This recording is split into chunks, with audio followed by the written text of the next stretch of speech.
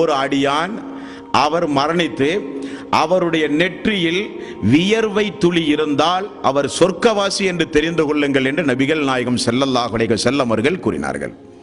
மரணித்த மனிதனுடைய நெற்றியில் வியர்வை துளி அடையாளமாம். நபிகள் நாயகம் ஸல்லல்லாஹு அலைஹி வஸல்லம் அவர்கள் சொன்னார்கள், அது ஒரு அடையாளம். அடுத்தது அல்லாஹ்வுடைய ரசூல், ஒரு மரணம் அது நல்ல மரணம், நல்ல மரணம், அல்லாஹ்வுடைய அருளுக்குரிய மரணம் என்று நாம் சிறிது முடிவெடுப்பதாக இருந்தால் ரசூலுல்லாஹி ஸல்லல்லாஹு அலைஹி வஸல்லம் அவர்கள் சொன்னார்கள், யார் ஒருவர் மரணிக்கின்ற நேரத்தில் அவருடைய கடைசி வார்த்தை ஷஹாதத்தாக இருந்தால், அஷ்ஹது அல்லா இலாஹ இல்லல்லாஹ் அஷ்ஹது அன்ன முஹம்மதர் ரசூலுல்லாஹ் என்று சொன்ன நிலையில் யார் ஒருவர் மரணிக்கிறாரோ அவர் கடைசியில் எப்படியாவது சொர்க்கம் செல்வார். ரசூலுல்லாஹி ஸல்லல்லாஹு அலைஹி வாசகத்தை பாருங்கள், அவர் எப்படியாவது சொர்க்கத்திற்கு செல்வார். அவர் செய்த பாவத்திற்காக வேண்டிய தண்டனை அல்லாஹ் நாடி கொடுத்தாலோ, பாவங்கள் மன்னிக்கப்பட்டாலோ சொர்க்கம் உறுதி. ரசூலுல்லாஹி ஸல்லல்லாஹு அலைஹி வஸல்லம் அவர்கள் கூறினார்கள்.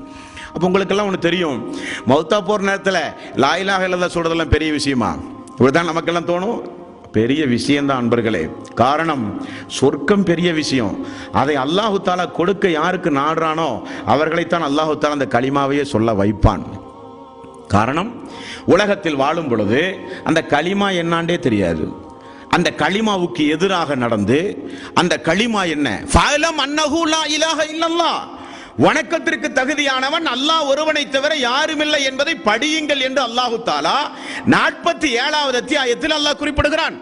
அந்த அல்லாஹுவை குறித்து படிக்காமல், களிமா என்னவென்று தெரியாமல், எதற்காக வேண்டி இந்த ஷஹாதத்து களிமா சொல்லி உலகத்தில் வாழுகிறோம் என்பதை புரியாமல், அந்த களிமாவுக்கு எதிராக அல்லாஹ்வுக்கு இணை துணைகளை ஏற்படுத்தி கொண்டு உலகத்தில் வாழ்ந்து மரணித்து என்னால் களிமா சொல்ல முடியும் என்றால் அல்லாஹ் விடுவானா?